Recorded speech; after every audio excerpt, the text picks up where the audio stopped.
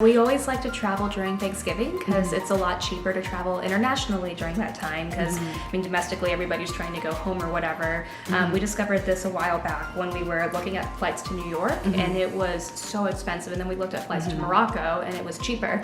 We were like, huh, okay, we should do that. Hello everybody! Hello. Thank you for coming back for another episode where I interview influencers and travelers about their travel tips and their adventures. I'm very happy to have my dear friend Cherise joining us. Cherise and I, we met on Instagram actually. Before I met her, by looking at her travel photos on her Instagram, I was like, wow, dang, this girl must be a full-time travel influencer. And then after we met, I found out that she actually have a full-time job at a TV company and she works long hours every day. And I was like, oh my God, how do you manage to still travel to so many places? Yeah, so I do work full-time in entertainment in Hollywood, but at the same time, I love travel. It's like my passion, it's my husband's passion. We travel together. In the past year, we've been to Hawaii, Washington, D.C., and Banff, and Paris, Shanghai, Hong Kong, and New York. That's all just been the last year. And like, I get very limited vacation days. We take lots and lots of weekend trips, which is huge. We love our jobs and we want to work hard, but we also want to travel. My first question for Cherise is how you plan your trip. This year in particular, my husband and I, we spent our entire New Year's Eve just searching flights. We had a calendar in front of us, vacation days that we get, like the national holidays. I had an idea of like, okay, we get Martin Luther King weekend, we have President's Day weekend, we have 4th of July, I have tag on vacation days to a pre-existing holiday weekend. And we just Googled the most random flights. And we used Expedia a lot for this, where we're just like, I wonder how much it costs to fly round trip to New Orleans, or how much does it cost to fly round trip to Miami? Not knowing exactly what we wanted to do in terms of travel this year, we were just like, let's see what the best deals are and then kind of go from there. We planned Banff, for example, like during this New Year's Eve night, we were like, oh, we'd love to go to Canada and we'd love to see like the glacial national parks, and they're so beautiful. And usually summer's like a really expensive time, but because we planned so far in advance, we were booking flights in July.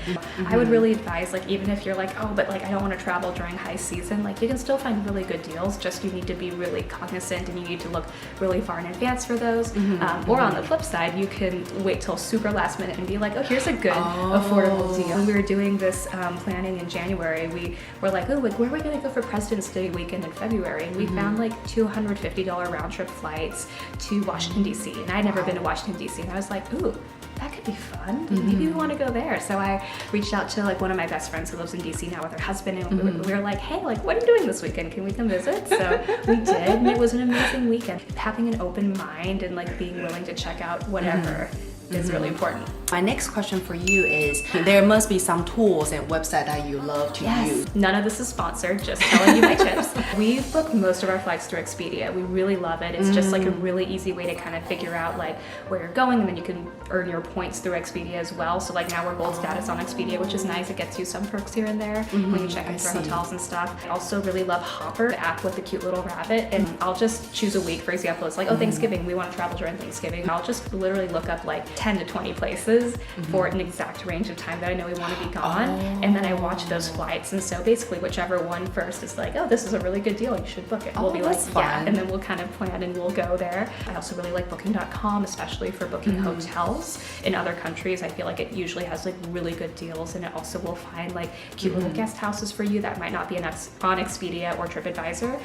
Then I also really like TripAdvisor for looking at reviews for places, and then also Google Flights is really easy to use. You just log into Google and you search flights, and like that'll also show you good deals. And we also use Kayak to kind of compare prices. So do you have some tips about packing? Go on like a 3-day trip, but sometimes girls, you know, we want to pack everything. We don't want to miss anything. Depends, but I mean, I usually try to limit myself to like one makeup bag where I'll put all my makeup, and I'll take like my foundation, I'll put it into like a contact case and just like spray it in, and then like bring like this tiny little thing, and like that's my foundation for the trip. I'll try to bring like one eyeshadow palette and then like one eyeliner. I usually bring like those sample packs that they give you when you buy stuff at like, I usually get my face wash at this Korean market, and like the lady there is very nice, and she'll just usually give me free samples, and I'll just like, hoard them until I go traveling. I have a drawer. Yeah, exactly. And then you bring the samples with you when you travel.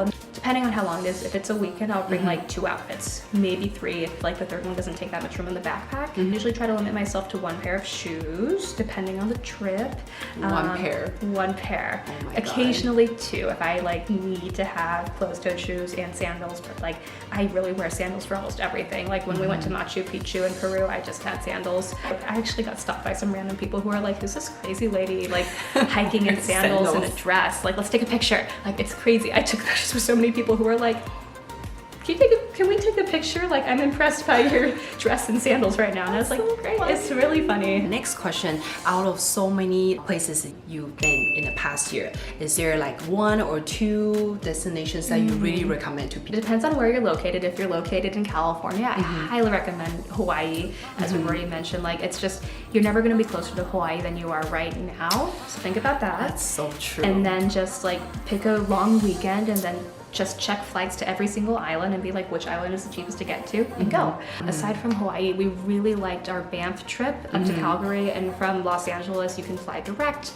and you can usually find a pretty cheap flight, and it only takes a few hours, so and you can drive around the glacial national parks, and they're so beautiful, and you just get to be near nature, and it's like in the mountains. And then on the total flip side of that, if you want to see cities, I highly recommend DC. Really loved it. It's so beautiful, so historical, and the food was pretty good. Like, and Georgetown is so cute, and there's all these colorful houses. And then we've also done like a 24-hour trip to New York over a weekend.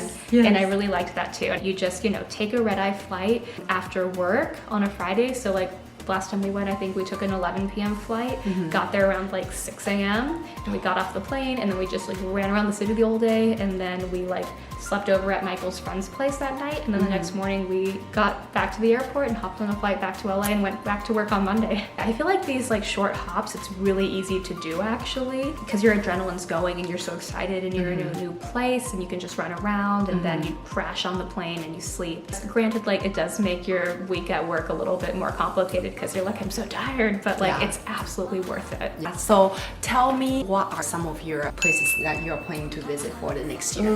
So we always like to travel during Thanksgiving because it's a lot cheaper to travel internationally during that time, because I mean, domestically everybody's trying to go home or whatever.